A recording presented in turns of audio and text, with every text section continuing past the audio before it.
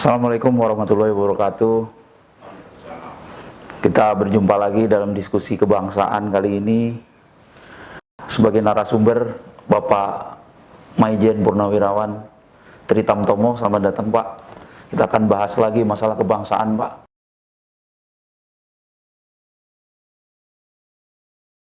Oke, pada diskusi kebangsaan kali ini kita akan membahas isu-isu aktual, yaitu isu-isu yang memang sedang menjadi perbincangan umum di masyarakat, yaitu tentang pergantian Panglima TNI, di mana Pak Presiden Jokowi sampai hari ini belum menyampaikan surprise usulan Panglima TNI, calon Panglima TNI di DPR. Nah, di sisi lain muncul narasi-narasi yang mungkin kontraproduktif dengan hak prerogatif Presiden Jokowi untuk memilih calon Panglima TNI. Yang muncul adalah narasi persaingan tiga matra, yang dimana di satu sisi ini adalah menjadi hak salah satu matra, di sisi yang lain secara politis Presiden sebagai Panglima tertinggi TNI punya hak prerogatif untuk menentukan Panglima TNI. Nah, mungkin salah satu yang menjadi pembahasan lain mengiringi isu pergantian Panglima TNI adalah penyelesaian konflik di Papua, di Poso, dan lainnya yang sampai hari ini publik melihat belum sesuai dengan apa yang diharapkan. Sebenarnya idealnya seperti apa sih prasyarat dipilihnya seorang Panglima TNI? Itu mungkin bisa dijelaskan, Pak. Baik, terima kasih. Selamat pagi kepada para pemirsa. Kita jumpa lagi tentunya dengan membahas isu yang baru saja disampaikan, yaitu tentang pergantian Panglima TNI berkait dengan masalah keamanan yang sampai hari ini di dua titik belum juga memberikan suatu gambaran yang baik, plus perkiraan-perkiraan lainnya. Yang pertama, dari judul yang disampaikan, ini menurut saya ini seksi menarik dan penting. Kenapa seksi menarik dan penting? Karena apa yang kita lihat bahwa 1 bulan yang lalu pergunjingan tentang siapa yang akan jadi balon Panglima TNI diperbincangkan oleh halayak ramai, mulai pemerhati sampai dengan politisi. Nah, ini menandakan bahwa ini sangat strategis. Kenapa demikian? Karena ini punya skop nasional maupun internasional. Nah, artinya warga masyarakat juga ingin melihat siapa yang pantas tampil untuk duduk memimpin TNI saat ini. Ini menunjukkan kecintaan dari warga masyarakat kepada TNI. Ini menunjukkan bahwa demokrasi berjalan bergulir dengan baik. Semua boleh berpendapat. Tentu keputusan nanti adalah di tangan Presiden. Nah, tentunya mari kita lihat bahwa pergantian ini merupakan suatu hal yang biasa dan lumrah terjadi di lingkungan tentara maupun kepolisian. Ini suatu pergantian yang lumrah terjadi dalam rangka penyegaran. Itu yang pertama. Kemudian yang kedua, yang tadi saya sampaikan, pergantian ini memiliki nilai yang amat strategis dikaitkan dengan perkembangan lingkungan strategik yang saat ini seperti kita lihat gonjang-ganjing di nun jauh di sana, kemudian regional seperti apa, kondisi nasional pun kita lihat seperti ini. Nah, berdasarkan dengan itu, ini menjadi amat penting karena apa? Tentunya kita berharap, masyarakat berharap bahwa Panglima TNI yang terpilih kelak itu harus menyatu dengan visi misi Presiden sebagai kepala negara, sebagai pengemban amanat rakyat dalam rangka menjaga, mengawal, mempertahankan bingkai NKRI. Ini dulu kita harus pahami. Kemudian yang kedua, yang tadi disampaikan oleh beliau bahwa ada mekanisme tersendiri yang berlaku di dalam Sisbin Pers Tentara Nasional Indonesia. Ada mekanisme yang ditinjau tentu. Kita harus melihat latar belakang dari SDM. Nah, sekarang kalau kita lihat, SDM yang akan tampil adalah 3 kepala staf angkatan yang berbintang 4. Nah, ini adalah putra-putra TNI, putra-putra bangsa yang melalui jenjang karir yang luar biasa, sudah pada top level yang ada. Dari situ kita menyampaikan bahwa ketiga kepala staf angkatan layak. Kenapa demikian? Kita lihat yang kedua, dari sumber pendidikan, bahwa beliau bertiga itu adalah mengemban pendidikan sama-sama dari Akademi Militer. Kemudian dari latar belakang tadi, Dikum, pendidikan umum jelas. Dikmil jelas. Dikspes jelas. Kemudian Dik pengembangan umum, dia sudah melampaui semuanya.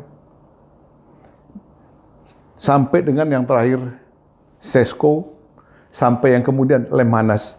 Ini menandakan bahwa beliau bertiga mempunyai kapabilitas yang mendukung. Nah, kemudian kalau kita lihat dari dua hal tadi, beliau bertiga punya hak yang sama untuk menjadi pimpinan TNI. Ini harus kita lihat. Namun demikian, jangan pernah dilupakan, ada peraturan normatif yang harus dipegang. Ini yang berlaku mulai dari misalnya pergantian komandan batalion berturut-turut sampai ke atas. Ini ada normanya yang berlaku. Yang pertama, adakah catmin? Adakah catpers? Catatan administrasi atau catatan personel yang dilakukan oleh bersangkutan. Tentu rekam jejak ini harus ditelisik, disisir. Sejak Letnan 2 sampai beliau menjenjang sampai dengan saat ini. Mulai dari Pama, Pamen, sampai dengan Pati. Kecil apapun, ini menjadikan pertimbangan. Karena Tentara Nasional berpedoman pada Sabta Marga, Sumpah Prajurit, 8 wajib TNI. Dan 8 wajib TNI plus Sumpah Prajurit. Nah, dengan dasar itu, tentu kita harus kaitkan apakah di dalam Sabta Marga, Sumpah Prajurit, dan 8 wajib TNI ada item-item yang pernah dilanggar. Nah, kecil apapun, ini tentu menjadikan penilaian khusus dari Bapak Presiden selaku Panglima tertinggi Tentara Nasional Indonesia maupun kepolisian. Nah, di sini menyatakan berdasarkan Undang-Undang Nomor 34 Pasal 39 menyatakan bahwa prajurit dilarang bermain politik praktis. Dilarang berbisnis. Itu antara yang paling menonjol. Nah, ini coba dilihat. Kemudian yang kedua, pasal 53. Bahwa prajurit itu ada pengakhiran yang dibatasi oleh durasi umur. Itu ada ditentukan. Tamtama, Bintara, Perwira. Ini ada mulai 53 sampai dengan 58 tahun. Nah, ini juga menjadi pertimbangan yang harus dipedomani oleh pengambil keputusan. Kemudian, pasal 13, saya taruhkan pada tempat yang terakhir, bahwa yang berhak untuk menempati posisi ini adalah Pati yang saat ini sedang menjadi atau Kepala Staf Angkatan, menjadi maupun yang sudah menjadi Kepala Staf Angkatan. Ini sudah ditentukan di dalam undang-undang. Sudah ditentukan Pati yang menduduki jabatan Kepala Staf. Kalau bicara Kepala Staf, tentunya bintangnya bukan 2, bukan 3, tapi adalah 4. Nah, ini menjadi parameter yang harus kita pedomani bersama-sama. Yang ketiga, kita melihat kepada Undang-Undang Dasar 45 bahwa pasal 1 menunjukkan bahwa negara kita adalah negara hukum. Nah, di sini Pak, setiap warga negara di dalam kedudukan di dalam pemerintahan wajib tunduk pada hukum yang berlaku. Siapapun yang terpilih, dia harus loyal, hormat, serta taat pada keputusan itu. Kemudian, kita harus lihat, setelah kita bicara dari perundang-undangan yang berlaku, tentunya kita juga harus melihat bahwa di sini presiden adalah panglima tertinggi dari TNI maupun kepolisian. Hak prerogatif sepenuhnya di tangan beliau. Beliau yang menentukan, beliau yang memutuskan, kemudian diserahkan kepada Dewan Perwakilan Rakyat. Tinggal nanti Dewan Perwakilan Rakyat setelah fit proper, beliau setuju atau tidak. Nah, ini tentu nanti akan disampaikan sebagai jawaban kepada Presiden. Namun keputusan apapun setelah sekian hari tidak ada jawaban, berarti suka tidak suka yang maju satu orang itu yang ke depan fit proper adalah final. Kemudian persyaratan yang berikutnya, apakah ketiga calon tersebut memiliki kapasitas yang mendukung penugasan sejak beliau perwira pertama, perwira menengah, sampai dengan Pati, yang ditonjolkan adalah pada saat beliau menjadi Kepala Staf Angkatan saat ini. Apakah memberikan kontribusi yang luar biasa? Ini harus menjadi pertimbangan dalam rangka pengambilan keputusan dari beliaunya. Penugasan dalam negeri seperti apa? Penugasan luar negeri seperti apa? Pelaksanaan tugas seperti apa? Hasil seperti apa? Ini pun menjadi pertimbangan. Nah, dengan dasar itu, akhirnya kalau kita lihat dari apa yang kita lihat dari pertama, syarat administrasi, penugasan, kita lihat kesetiaan beliau bertiga jangan pernah diragukan. Sehingga beliau bertiga layak. Cuman perlu ditelisik dari yang tadi kami sampaikan. Apakah di 8 wajib TNI, Sabta Marga Sumpah Prajurit, ada hal-hal kecil yang menghambat? Nah, ini harus jadi pertimbangan sendiri. Kemudian keempat, kita coba melihat dari era ke era. Ada sementara sinyalemen yang disampaikan oleh warga masyarakat bahwa ini adalah domainnya Angkatan Darat. Di sini nggak ada domain. Karena di undang-undang sudah menyatakan dapat dijabat secara bergantian oleh kepala staf. Nah, kita harus tunduk pada aturan main. Undang-undang sudah menyatakan seperti itu. Ini semua keputusan ada di tangan presiden. Kenapa saya bilang tadi seksi, menarik, dan strategis? Karena di sini. Karena ada orang yang menggadang si A, ada orang yang menggadang si B, ada yang menggadang si C. Nah, ini tidak boleh terjadi. Karena mekanismenya sudah ada, keputusan apapun, ya udah.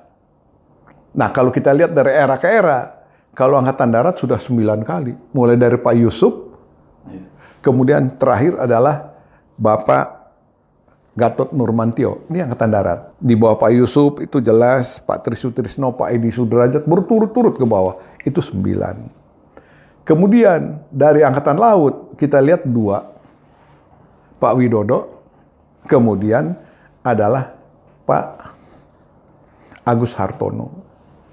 Terus dari Angkatan Udara, Pak Joko Suyanto dengan Pak Hadi Cahyanto yang hari ini masih menjabat. Nah, kalau kita lihat, orang jangan pernah meragukan dari manapun, karena TNI Polri adalah organisasi yang paling sulit. Rantai komandonya jelas, kemudian siapa berbuat apa ini juga jelas.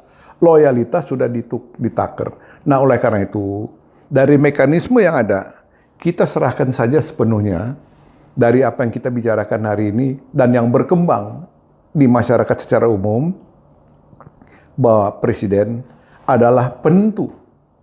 Tentunya presiden sudah punya mekanisme sendiri di dalam lingkungan beliau sendiri.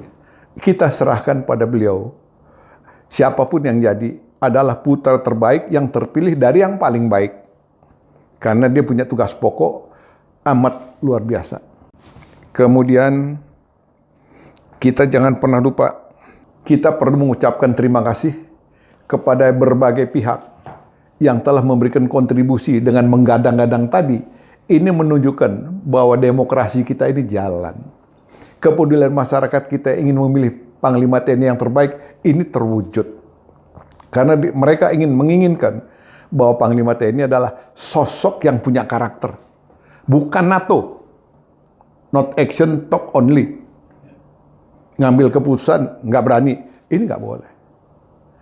Karena apapun yang dilakukan, beliau ini adalah Panglima TNI, mitra dari Menteri Pertahanan dalam rangka penganggaran, pengadaan, rekrutmen, komponen pendukung dalam rangka operasi militer.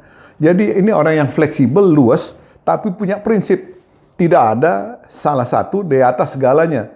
Maksudnya, Panglima TNI dengan Menhan, ini tidak ada Panglima TNI di atas Menhan. Menhan tidak ada di atas Panglima TNI. Ini harus kerjasama.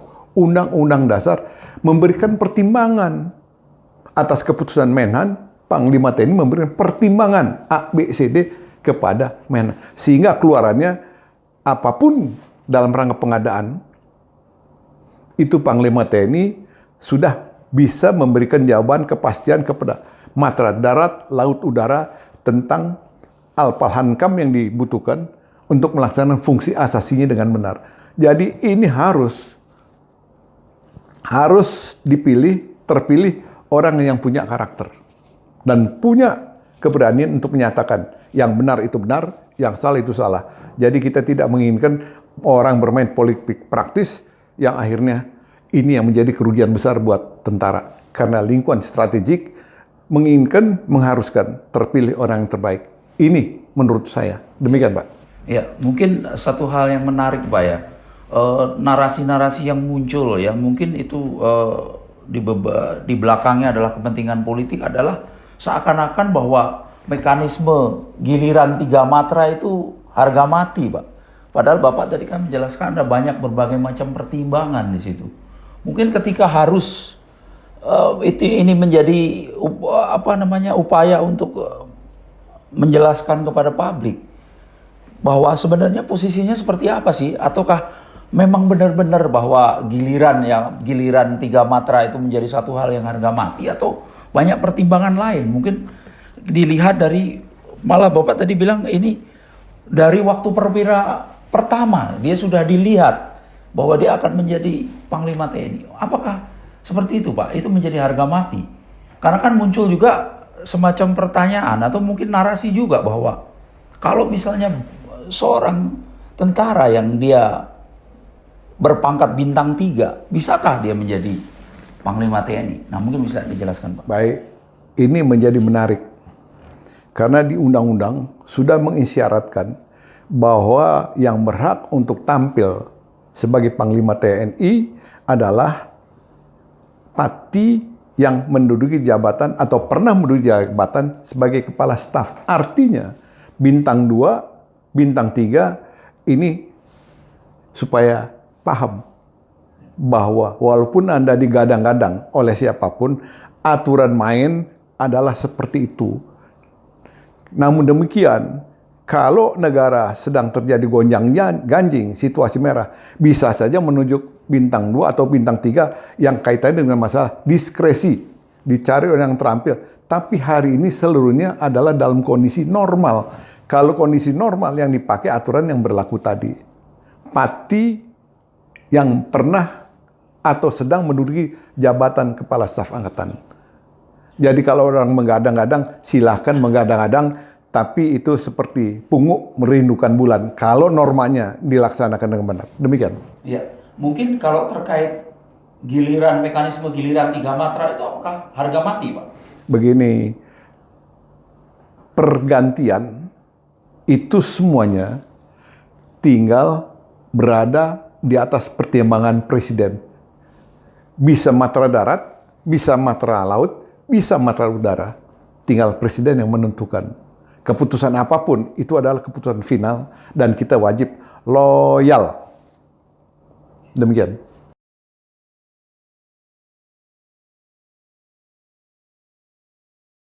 Nah, mungkin satu hal juga Pak yang menarik ya, terkait tadi Pak Tri kan menyampaikan bahwa Panglima TNI dan Menhan ini menjadi satu kesatuan yang untuk membuat satu strategi ataupun kebijakan yang memang benar-benar bisa menghadapi segala macam tantangan Pak ya, atau ancaman ke depan.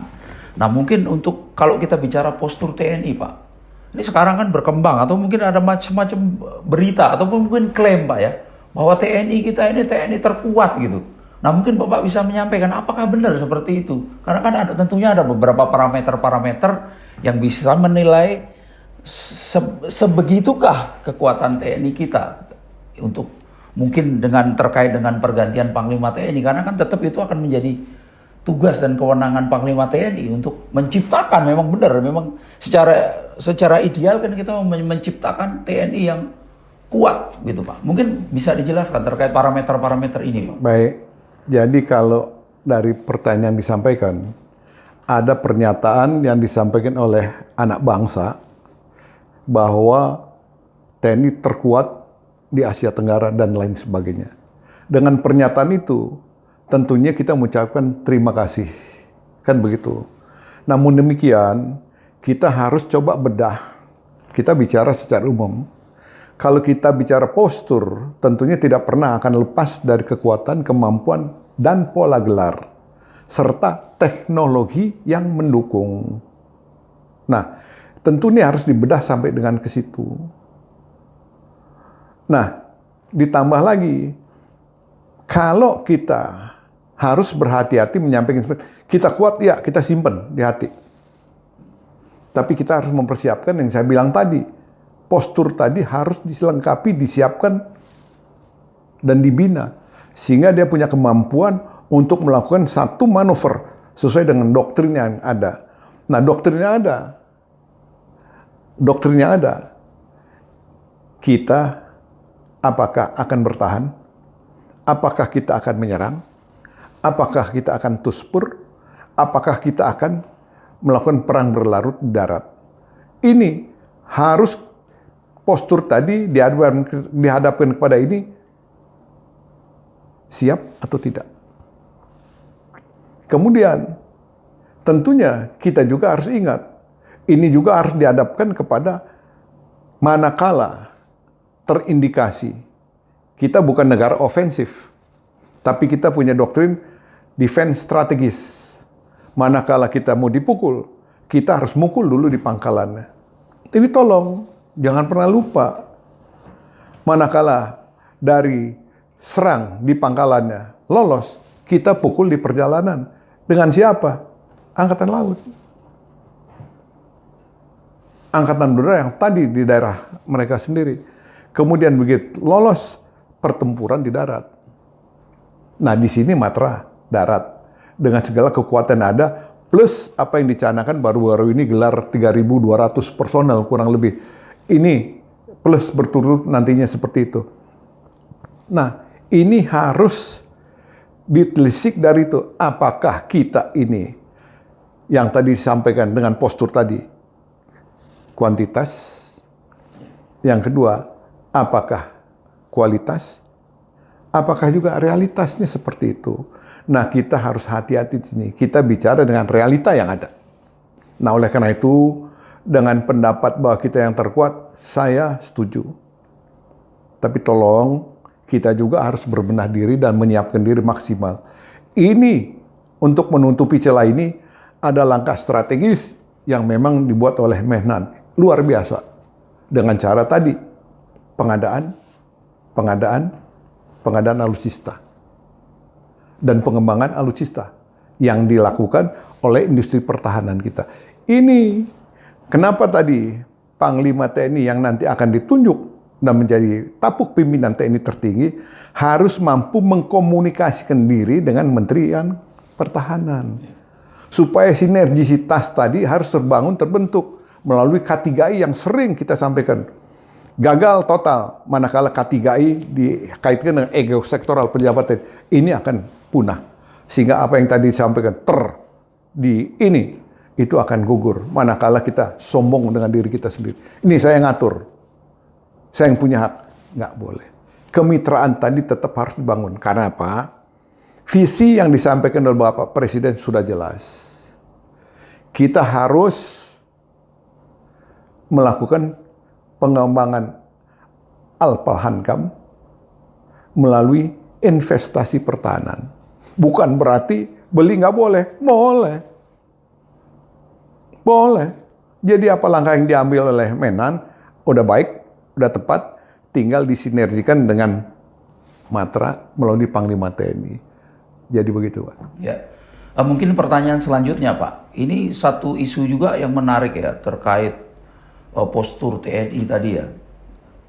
Isu ini mengikuti narasi-narasi yang muncul terkait pergantian Panglima TNI, yaitu mengarahnya ke Angkatan Darat, karena di antara 3 matra ini binter TNI cuma ada di Angkatan Darat. Nah, mungkin bisa dijelaskan, Pak, biar ini isunya berimbang, biar jangan sampai menjadi spekulasi liar gitu bahwa Angkatan Darat lah yang paling berhak. Gimana, Pak? Jadi begini, kepada para pemirsa, ini pertanyaan menggelitik. Jadi jangan pernah lupa bahwa matra-matra itu tidak punya pembinaan. Salah. Kalau Angkatan Darat, binter, pembinaan teritorial, bagaimana dia menciptakan ruang alat kondisi juang agar tangguh mencegah tanggal ancaman. Nah, sedang di Angkatan Laut, karena jangan pernah lupa, Indonesia hari ini menjadi poros maritim dunia. Nah, dia di dalam pelaksanaan kegiatan harian dari postur yang digelar oleh Angkatan Udara, dia itu punya BINPOTMAR, pembinaan potensi maritim, di mana objeknya dia harus bergandengan tangan dengan para Babinsa maupun Babin Kamtipmas, yaitu masyarakat pantai dan nelayan sebagai mata telinga.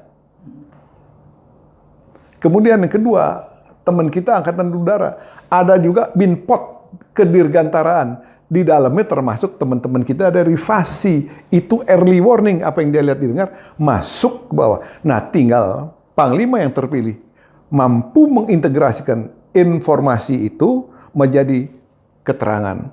Keterangan ini yang akan diolah menjadi satu cara bertindak dalam rangka mencegah tangkal ancaman dari semua aspek yang ada. Jadi bukan milik binter, itu bukan milik Angkatan Darat saja. Ya. Tapi Angkatan Laut, Angkatan Darat juga punya masing-masing dengan spesifikasi matra tadi. Ya. Jadi ini harus sinergi. Jangan bilang, nih saya Angkatan Darat, binter saya punya. Angkatan Laut juga bilang, 2/3 wilayah kita ini lautan. Dia pembinaan potensi maritim melalui masyarakat pantai, nelayan sebagai mata telinga. Kan begitu. Udara, FASI, apa yang dia lihat didengar, disampaikan.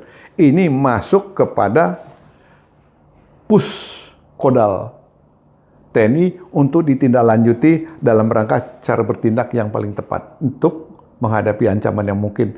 Sehingga kita tidak terdesak. Ini harus disinergikan dan Panglima TNI hari ini harus mungkin memperbaiki yang lama yang belum terselesaikan. Ini harus diselesaikan dan dilengkapi. Lanjut. Ya, mungkin juga terkait binter ya Pak, masih menjadi pertanyaan publik mungkin ya. Panglima TNI yang sekarang itu bekerja sama dengan Polri itu menggelar latihan bersama. Artinya ini kan ini dari sisi Angkatan Darat dan Polri. Dan ini latihan bersama ini di level Bintara dan Tamtama. Nah ini sebenarnya bagaimana sih Pak? Secara aturan dan mungkin apakah ini memang akan menjadi semacam prototipe ke depan, ada semacam begini Pak? Kalau kerjasama kan mungkin di Sespim Polri atau mungkin di Seskoal atau di apa kan memang sudah ada kerjasama seperti itu Pak ya. Nah ini kan satu hal yang baru yang bisa jadi ini akan menjadi kontroversi. Gimana Pak sebenarnya? Ini menarik lagi yang kedua. Latihan bersama sah-sah saja. Boleh-boleh saja. Tapi kita juga harus menyisir bahwa Latma ini bentuknya apa. Karena kita harus paham, sejak 1945 sampai dengan tahun 2000 yang lalu, setelah reformasi, ya, waktu 45 sampai dengan 2000, itu polisi adalah bagian dari ABRI. Kepolisian bagian dari TNI. Di dalam pergulatan yang terjadi dalam negeri, pemberontakan dalam negeri, beliau ikut serta menumpas. Jadi kekuatan ABRI kala itu ya ada kepolisian sah. Tapi setelah reformasi ke sini diteguhkan Undang-Undang 34, Undang-Undang Nomor 2 tentang kepolisian plus TAP MPR tahun 2000 itu jelas.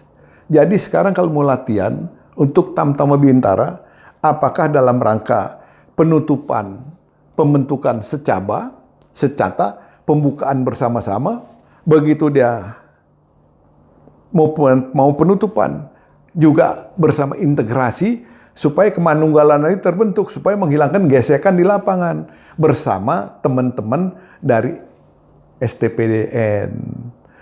Kemudian melakukan dengan pendekatan bakti ABRI. TNI masuk desa bersama polisi dan kemateraan yang lain. Ini kalau itu dilakukan, tapi kalau latihan dalam bentuk latihan tempur nggak pas. Nggak pas, Pak ya. Supaya dipertimbangkan jangan terjadi. Seperti misalnya kita ingin latihan bersama melalui pertempuran kota, itu domainnya TNI. Kemudian PJD, pertempuran jarak dekat, itu domainnya TNI. Tolong ingat, tugas pokok dari rekan kepolisian itu ada 4. Yang pertama, dia melaksanakan Kamdagri melalui 4 fungsi kepolisian. Penegakan hukum sampai pengayoman masyarakat. Jadi beda. Kalau latihan menembak, silakan. Terus yang latihan bersama dalam rangka pengendalian huru-hara, boleh mas. Melalui Gladi Posko 1, Gladi Posko 2, Gladi Lapang. Disimulasikan, itu baru tepat. Tapi kalau latihan tempur, itu tolong dipertimbangkan. Tolong dipertimbangkan. Bukan kita membuat dikotomi, bukan. Tapi tugas fungsi peran berbeda. TNI dilatih, disiapkan, diorganisir, dibina dan dilengkapi untuk mencari, menemukan, dan melumpuhkan lawan. Rekan kepolisian punya tugas fungsi peran yang berbeda. Nah ini jangan dipaksakan untuk manunggal. Cara untuk memanunggalkan banyak cara. Tapi bukan cara latma. Misalnya BDM, silakan. Kalau BDM itu istilahnya lah bela diri militer. Itu mungkin silakan kerjasama, latihan tapi tolong jangan dalam bentuk yang spesifik milik TNI masuk kepada kepolisian. Salah. Tolong dipertimbangkan. Demikian.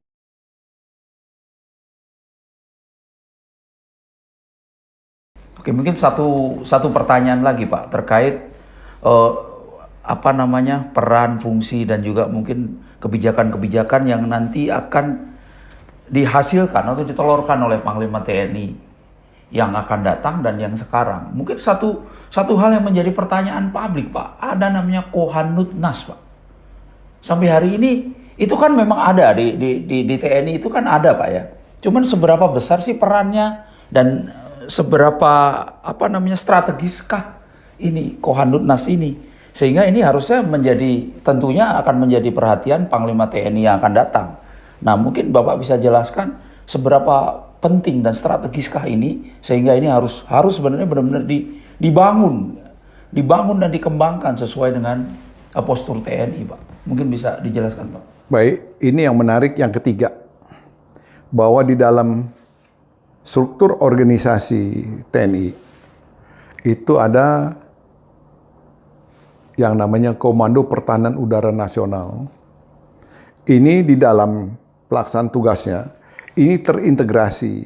Di situ ada buru sergap, kemudian ada alat yang namanya radar, kemudian di situ ada pertahanan udara dari matra darat yang terlibat.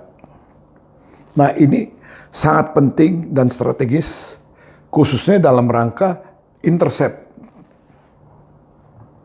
Nah kita lihat, mudah-mudahan nanti dengan terpilihnya Panglima baru membantu menyelesaikan program yang kemarin sudah dilakukan oleh Panglima yang sekarang ini menjadi satu kebutuhan.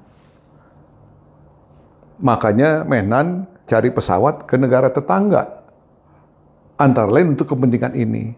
Nah oleh karena itu saya ingatkan bahwa Kohanutnas mempunyai nilai yang amat penting. Lebih-lebih dalam rangka melindungi objek vital nasional yang punya nilai strategis.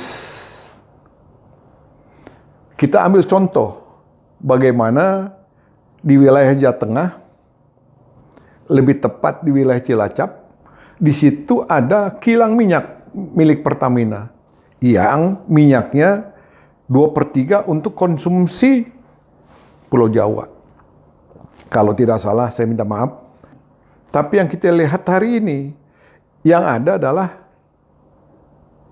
jajaran Kodim, jajaran Kepolisian, Polres, kemudian dengan pemerintah daerah. Unsur ini tidak ada, padahal kalau kita lihat dari belakangnya itu Pertamina, lurus perjalanan 7 jam, itu adalah negara tetangga yang punya pangkalan di Pulau Christmas. Nah, nggak salah kemarin Kasal telah mencoba memperagakan tentang operasi amfibi dengan pemanfaatan kapal selam. Nah, Kohanutnas ini menjadi penting dalam rangka memberikan perlindungan tadi. Nah, oleh karena itu, ini ada di beberapa wilayah kita yang peran ini belum dilaksanakan. Karena untuk pengamanan objek vital nasional, itu tidak bisa dilaksanakan oleh hanya satu institusi. Karena pengamanan objek vital nasional ini harus dilakukan melalui satu alat, tidak bisa dilakukan dengan alat kelengkapan biasa. Dia harus menggunakan alat kelengkapan khusus. Nah, khusus tadi, Kohanutnas. Dia punya mata, punya telinga, radar. Dia punya intercept dengan buru sergap tadi.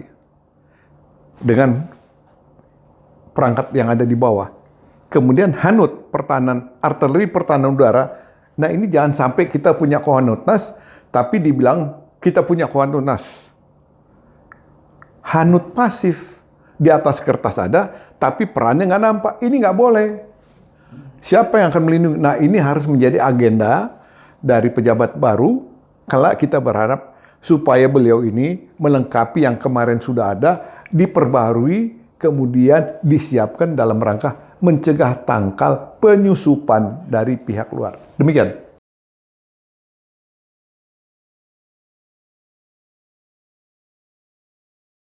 Nah, mungkin ada satu isu lagi, Pak, yang terkait pergantian Panglima TNI.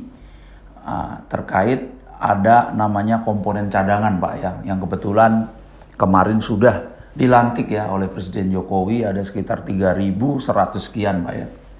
Nah, mungkin terus juga di blow up dengan diangkatnya Duta Komcat, salah satu selebritis, Pak, ya. Nah, itu memang untuk menjadi semacam upaya memblow up Komcat ini, sehingga itu karena memang akan menjadi kewajiban bagi setiap warga negara yang memang sesuai aturan dia wajib untuk ikut Komcat. Nah, untuk sampai saat ini, Pak, sebenarnya Komcat ini idealnya seperti apa sih, Pak, untuk kondisi di Indonesia saat ini? Melihat berbagai macam mungkin kebutuhan, kalau kita bilang ada semacam klaim bahwa TNI terkuat, tapi dari sisi kuantitas mungkin kurang, sehingga ketika muncul satu ancaman, itu tetap membutuhkan komponen cadangan, Pak. Mungkin bisa dijelaskan, Pak. Baik, terima kasih. Ini pertanyaan seksi buat saya. Ya. Kenapa? Kita harus melihat bahwa komponen cadangan ini sudah termuat di dalam Undang-Undang Dasar 45. Bahwa di dalam butir warga negara dan penduduk, di situ mewajibkan warga negara, setiap warga wajib bela negara.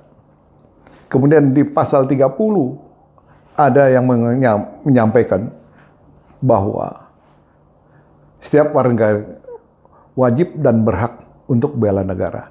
Nah, di sini di Undang-Undang Nomor 3 Pertahanan Negara, Menteri Pertahanan adalah yang bertanggung jawab dalam rangka penganggaran, rekrutmen, pengadaan,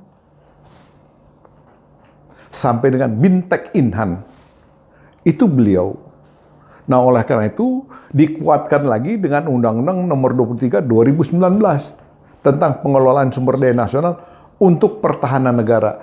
Nah, berangkat dari situ, langkah strategis dilakukan oleh Menteri Pertahanan. Ini tempo hari baik oleh Pak Purnomo Yusgiantoro, kemudian ditindaklanjuti oleh Pak Riami Jariakudu, kemudian saat ini diperbaiki oleh Pak Prabowo Subianto, menjadi realitas di lapangan. Terjawabkan bahwa teori kemudian praktik di lapangan terjadilah pada gelombang pertama jumlah 3.000-an. Nah, ini menunjukkan bahwa kalau kita lihat dari organisasi yang ada, tentara nasional kita ini berjumlah kurang lebih 430-an. Dengan luas wilayah yang demikian, kemudian kekuatannya tersebar di matra laut, matra udara, dan matra darat. Tentu, Balacat ini menjadi sangat penting. Karena apa?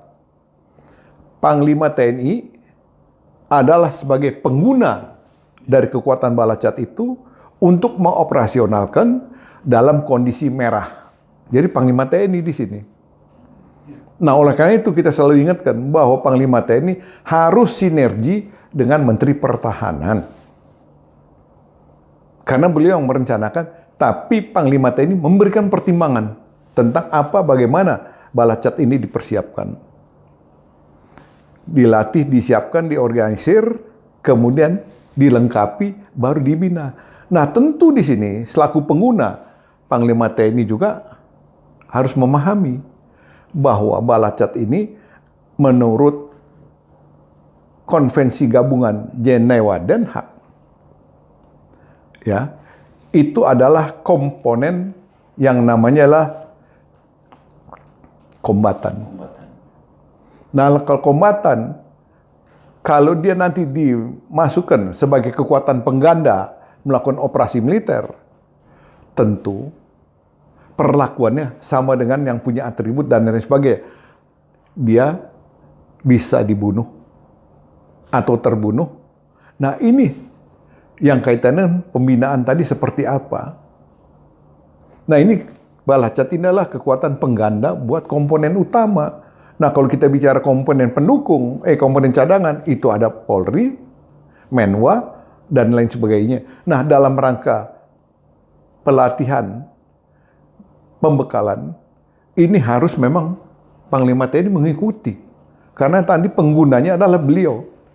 Nah, ini kemarin yang sudah ditindaklanjuti oleh Pak Hadi, tentunya dilengkapi lagi dengan yang baru untuk lebih mensinergikan dengan Menhan. Nah, sekarang mungkin idealnya untuk ini prosentasenya berapa persen dengan jumlah komponen utama, Pak? Komponen cadangan ini. Begini, tentang persen segala macam saya nggak paham. Tapi kita merasa senang bahwa dalam waktu dekat ini diupayakan oleh Kementerian Pertahanan akan membentuk 30-an ribu. Nah, tentu 30 ribu ini pembentukannya kalau hanya dilakukan dirindam-rindam, ini nggak cukup.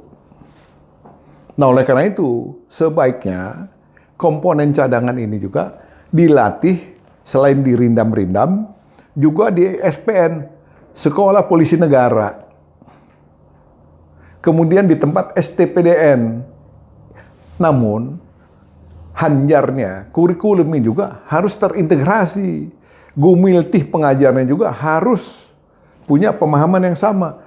Pengertian Gumiltih, guru, pelatih, pengajar, ini harus terintegrasi. Duduk bersama dengan perguruan tinggi BPIB. Karena di sini adalah bagaimana merubah sipil tadi menjadi semi militer.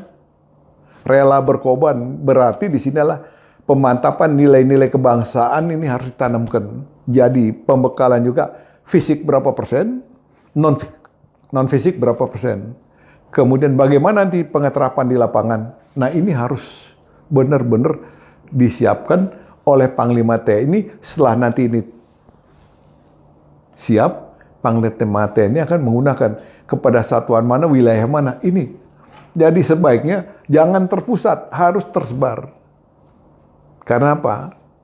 Kita punya organisasi TNI, ada Kodam, Angkatan Laut, Angkatan Udara ada sendiri.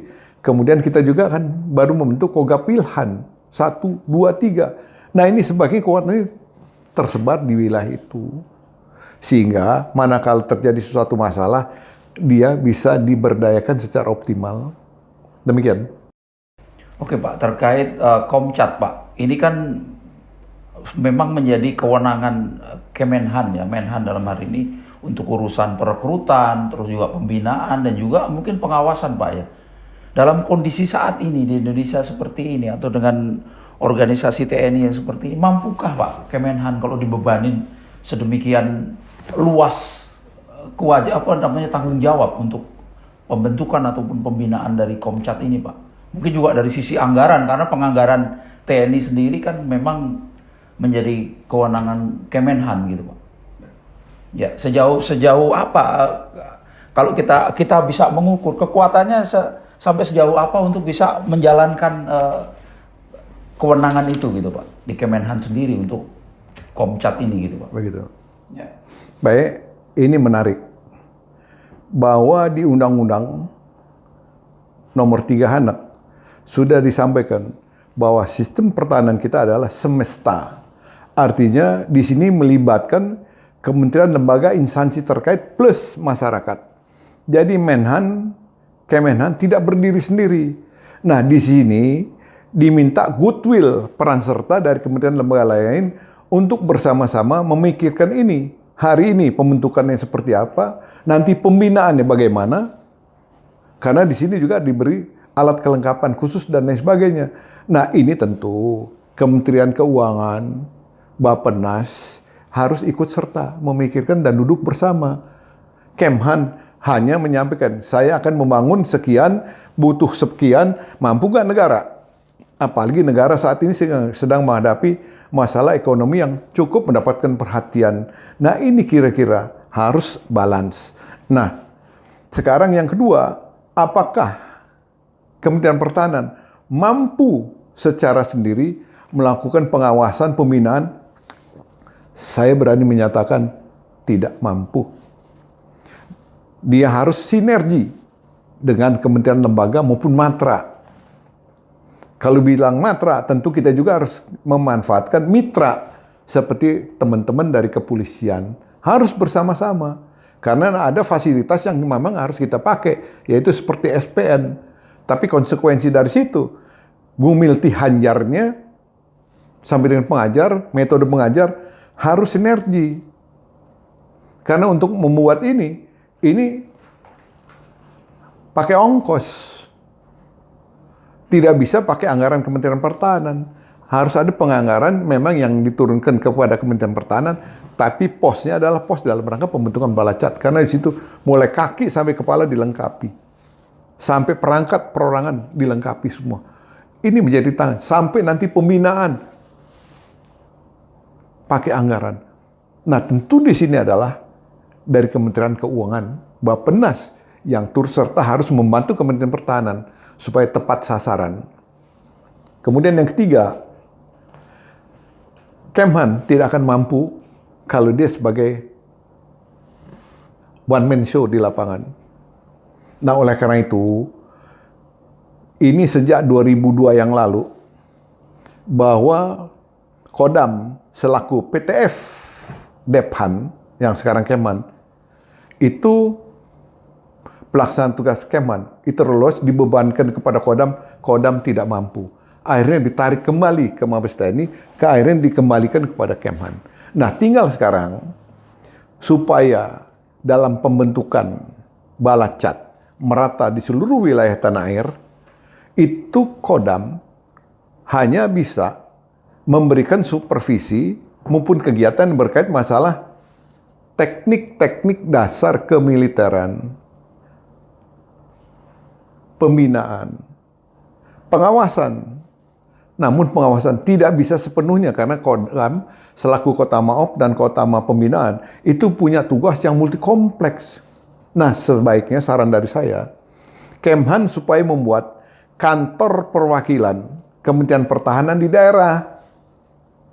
Karena orang takut, wah kalau bikin berarti struktur baru, orang enggak. Orang yang bertugas di Kemhan, yang kira-kira seperti apa, diminta dari matra-matra, bisa ditugaskan sebagai kantor perwakilan. Tempatnya nggak perlu bikin gedung sendiri, bisa nempel ke Kodam. Tapi dia punya tugas fungsi peran sendiri, membantu menjadi mata telinga Menhan dalam rangka tepatkah yang sudah dicanangkan itu? Kena nggak pada sasaran? Ini yang bisa bicara adalah kantor perwakilan Kemhan di daerah. Nah ini minta tolong kepada Kementerian Pan-RB maupun kepada kantor Seskap untuk ini dapat dipertimbangkan, dapatnya ini dibentuk karena era Pak Purnomo Yusgiantoro maupun Pak Riamijare Kudu, beliau menginginkan adanya kantor perwakilan, tapi karena pertimbangan-pertimbangan lain dibatalkan. Nah ini nggak boleh dibatalkan, karena justru ini adalah mata telinga Menteri Pertahanan. Kemudian yang keempat, yang menarik, Pak Deddy Kobuser itu ditunjuk sebagai duta. Wah, kita bangga. Ada anak bangsa yang ditarik, kemudian dijadikan duta Balacat, duta Komcat. Kan begitu, sebagai komponen pendukung. Sah. Karena beliau, kita minta, setelah dapat kehormatan ini, tentunya harus bisa mensosialisasikan apa itu Komcat. Bagaimana itu Komcat? Siapa Komcat? Dan bagaimana tugasnya Komcat ke depan? Nah, melalui beliau yang punya broadcast, ini kan salah satu cara bisa berinteraksi langsung kepada teman-teman di seluruh tanah air. Dan juga beliau adalah sebagai public figure. Ini jadi menarik. Nah, ini salah satu upaya yang cerdas yang dilakukan oleh Pak Menhan untuk memberdayakan seluruh potensi, salah satunya Pak Deddy Kobuser. Mudah-mudahan kehormatan ini bisa dilaksanakan. Mudah-mudahan timbul Deddy Kobuser yang lain, bukan hanya beliau tunggal. Ini dalam rangka mensukseskan pembentukan Balacat. Demikian, Pak.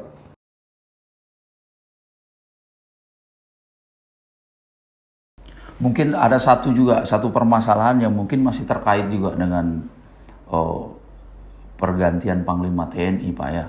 Mungkin di media seorang guru besar sosiologi bilang gitu, Pak, bahwa beberapa daerah konflik di Indonesia, dalam hal ini Papua ataupun Poso, itu akan selesai kalau terpilih seorang Panglima TNI yang memang benar-benar sesuai dengan kebutuhan untuk penyelesaian dua daerah konflik ini, Pak. Nah, memang pertanyaan yang menarik di benak publik adalah, kok memang Papua dan Poso ini nggak selesai-selesai? Sebenarnya persoalan apa sih, Pak? Mungkin bisa disampaikan penjelasan, karena biar tadi jangan sampai terjadi spekulasi yang negatif justru gitu. Mungkin persoalan apa, Pak, yang menyebabkan ini kok berlarut-larut nggak selesai-selesai gitu? Ini kan bukan sebatas masalah otonomi khusus atau mungkin sebatas terjadinya pelanggaran HAM yang berturut-turut, tapi mungkin ada hal yang paling esensial sehingga dua daerah konflik ini tidak pernah selesai untuk untuk sebuah bangsa, sehingga ini menjadi berbahaya gitu. Karena akan memunculkan disintegrasi di dua wilayah ini gitu. Mungkin bisa dijelaskan, Pak. Baik, ini menarik yang kelima. Pertanyaannya menggelitik lagi, kenapa persoalan di Poso maupun persoalan yang terjadi di ujung timur wilayah Negara Kesatuan Republik Indonesia tak kunjung selesai. Apakah ada yang salah? Kan begitu pertanyaannya. Ya. Nah sekarang langsung saja poksang saya jawab bahwa ini dari pelaksanaan kegiatan sampai dengan hari ini mengundang pertanyaan publik. Ada apa ini? Nah, kalau kita lihat bahwa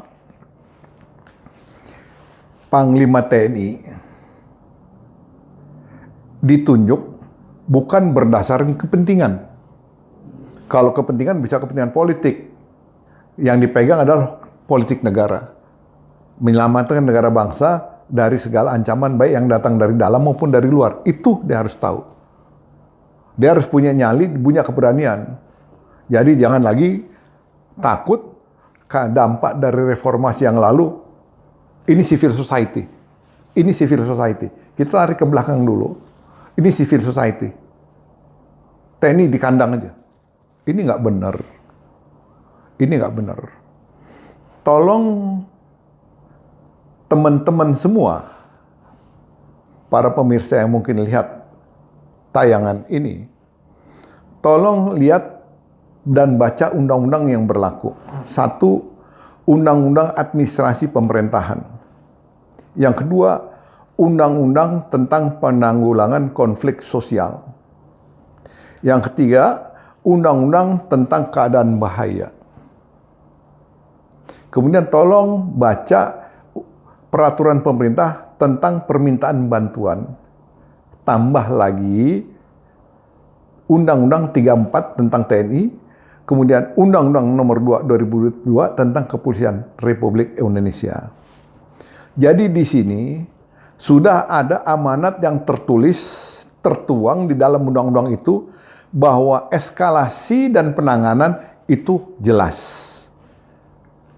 Pada kondisi aman, rawan, gawat, krisis, penanganan sudah ada sendiri. Seperti pada kondisi aman, ini menjadi tanggung jawab, ini dilakukan secara fungsional. Pemda jalan, Kodam jalan dengan perangkat TNI yang lain, kemudian kepolisian jalan. Artinya kehidupan ini normal, nggak ada gonjang-ganjing. Begitu masuk pada kondisi rawan, ini melalui yang kita sampaikan kemarin, Kominda sudah menelaah, Pak ini seperti ini, sehingga ada rapat Kopimda.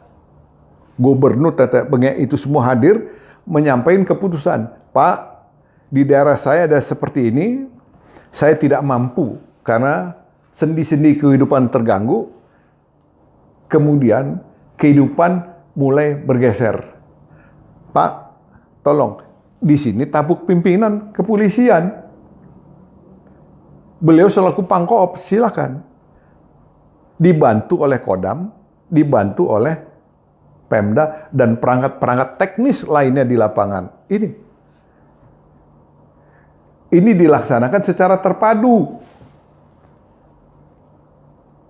Nah, begitu situasinya menjadi kritis, rekan kepolisian, dia harus berani dan jujur menyampaikan. Wah, orangnya bersenjata, senjatanya seperti ini, bahaya Pak, saya nggak sanggup. Take over lah kepada TNI. Kepolisian mendukung, kemudian Pemda mendukung. Begitu ini dilakukan, tadi Pak, fungsional terpadu, dilakukan oleh bukan alat kelengkapan biasa, alat kelengkapan khusus TNI yang punya keterampilan di lapangan dalam rangka mencegah tangkal ancaman tadi, dalam rangka mewujudkan pemulihan keamanan. Nah, dia di situ punya keterampilan. Nah, setelah situasi kritis selesai, kembali lagi TNI menyerahkan kepada pemerintah daerah. Pemerintah daerah dibantu TNI Polri melakukan memperbaiki dalsakra, pengendalian kerusakan daerah, mental sampai dengan fisik. Itu terpadu, nggak ada yang sendiri. Nah, yang kita lihat hari ini, baik di sebelah sana, Poso, maupun di wilayah Indonesia bagian timur, yang paling timur wilayah kita ini, bahwa perancang penyelenggaraan kegiatan operasi yang berkaitan masalah mekanisme penanganan di lapangan itu tidak pernah lupa, tidak pernah lepas dari dua landasan di dalam pelaksanaannya. Yang pertama adalah landasan hukum. Kalau kita bicara landasan hukum, kita bicara dengan undang-undang yang berlaku tadi semua yang saya sebut berturut sampai ke bawah, itu jelas. Dan jangan pernah lupa juga, hukum internasional dilibatkan, masukkan di situ. Gabungan Konvensi Jenewa Den Haag, bulan Agustus tahun 77, Badan Dunia mengagendakan memasukkan konflik bersenjata internasional, konflik bersenjata non-internasional itu ya di dalam negeri. Di situ keluar kombatan, non-kombatan. Nah ini harus dipahami oleh rekan kita. Ini civil society, saya di depan. Kalau di depan, Anda maju. Tapi yang kita lihat hari ini, ada sesuatu yang salah. Nah, ini menjadi PR buat Panglima yang baru untuk berani duduk bersama membenarkan konsep operasi yang kurang tepat menjadi lebih tepat. Nah, supaya lebih tepat, kita minta supaya Panglima TNI berani menyampaikan bunyi Undang-Undang Nomor 12 2011 tentang hierarki peraturan perundang-undangan. Yang paling atas Undang-Undang 45. TAP MPR, baru undang-undang yang lainnya, baru berikutnya peraturan pemerintah, baru di bawahnya peraturan presiden, baru peraturan menteri dan lain sebagainya, sampai dengan ke bawah perda. Jangan perda harusnya mendukung undang-undang yang di atasnya.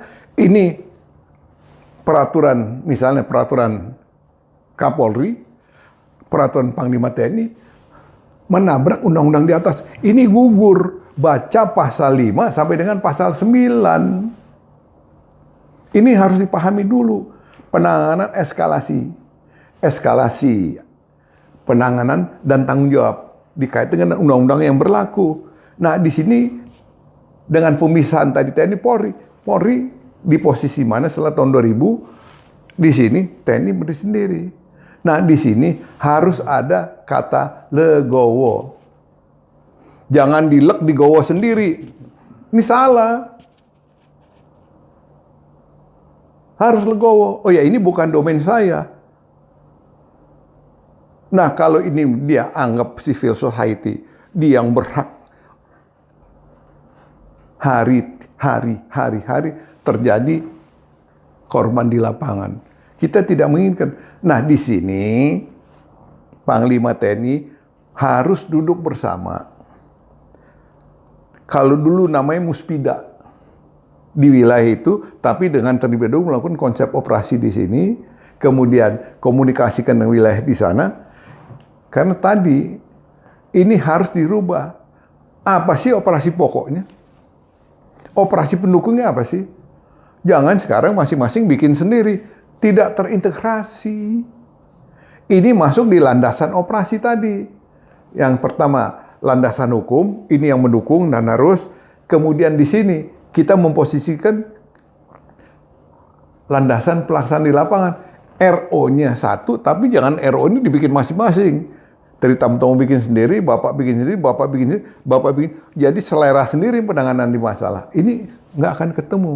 Tentu dengan memberdayakan tokoh-tokoh setempat, dengan tidak melupakan budaya lokal setempat, mana pas untuk memisahkan mana ikan, mana air. Ini prinsip. Tapi kalau kita masih bilang, nih gua, nih saya, harusnya nih kita. Jadi konsep bersama, menyelesaikan bersama, memanusiakan manusia tadi tercipta. Kalau masih salah, hari-hari kita yang mati di sana aman. Karena tadi ada rasa ketakutan. Waduh, melanggar HAM. Yang mana yang melanggar HAM? Kalau itu semua dilakukan secara terencana, teratur, berkesinambungan dan terukur melalui mekanisme yang benar, pasti warga masyarakat juga menerima. Jadi masyarakat di daerah jangan ditinggalkan. Tokohnya loh khusus. Nah, di sini Balacat tadi diberdayakan dalam rangka membantu komponen utama bersama masyarakat lainnya melakukan pagar betis. Misalnya seperti itu. Nah, ini konsep-konsep zaman dulu waktu perang dengan DITT memerangi itu, ini harus diberdayakan. Jangan operasi Kamtipmas seolah-olah bisa menyelesaikan permasalahan di lapangan. Jangan operasi militer sepenuhnya salah. Operasi militer sepenuhnya nggak benar. Mesti terpadu antara polisi dengan tentara. Karena hari ini harus diakui pilar bangsa yang solid organisasinya hanya dua, TNI dengan Polri. Nah ini harus sinergi, harus manunggal. Nggak ada kata lain. Manunggal ini adalah untuk memecahkan segala kebuntuan yang ada. Ego sektoral ditinggalkan, yang ada kebersamaan tadi. Nah kebersamaan ini modal. Kalau TNI Polri menyatu, otomatis masyarakat juga akan ikut serta. Dan secara sukarela akan membantu mendukung penyelesaian masalah di lapangan. Tidak ada lagi sekat-sekat di lapangan. Yang ada hari ini ada sekat-sekat. Yang kita takut akan terjadi demoralisasi prajurit. Ini Panglima TNI yang baru harus mampu melihat ini. Dan jangan lupa Pak, tolong kita ini komponen cadangan yang ada di bendera Pepabri, di bawahnya ada PPAD, PPAL, PPAU, PB Polri, ini diajak rembuk. Bagaimana merumuskan satu operasi yang baik, benar. Jangan, saya pengen ini harus begini. Dulu 45 sampai 2000, waktu Anda masih ABRI, boleh. Tapi hari ini, tidak boleh itu. Tugas, fungsi, peran berbeda. Demikian, Pak.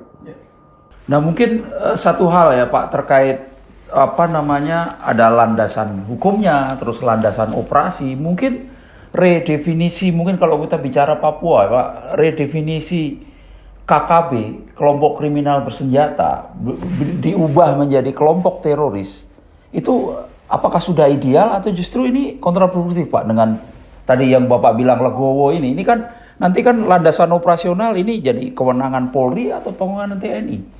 Otomatis secara hukum begitu definisinya berubah, ya kewenangan bisa jadi berubah. Sebenarnya gimana, Pak?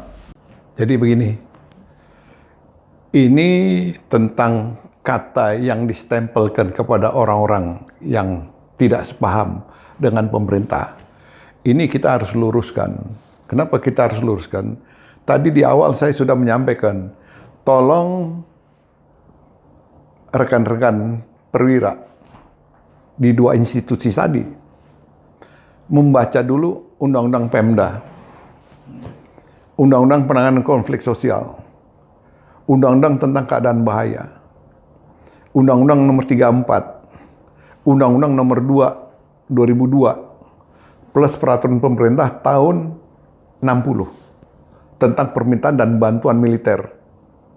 Terus tolong juga membaca hukum humaniter yang di dalamnya ada konvensi gabungan Den Haag Jenewa yang diratifikasi, masuk ke dalam dan diakui dan diterima oleh Badan Dunia, bahwa konflik internasional dan konflik non-internasional di dalamnya ada kombatan, non-kombatan. Nah, di situ baru jelas yang terjadi 2 titik ini tepat atau tidak. Nah, ini saya nggak komentar di sini. Tolong dibaca, nanti situ akan dengan sendiri paham. Oh, seperti ini. Karena tolong baca Undang-Undang tentang Pengadilan HAM. Itu pasal 9 yang dibuat tahun 2006.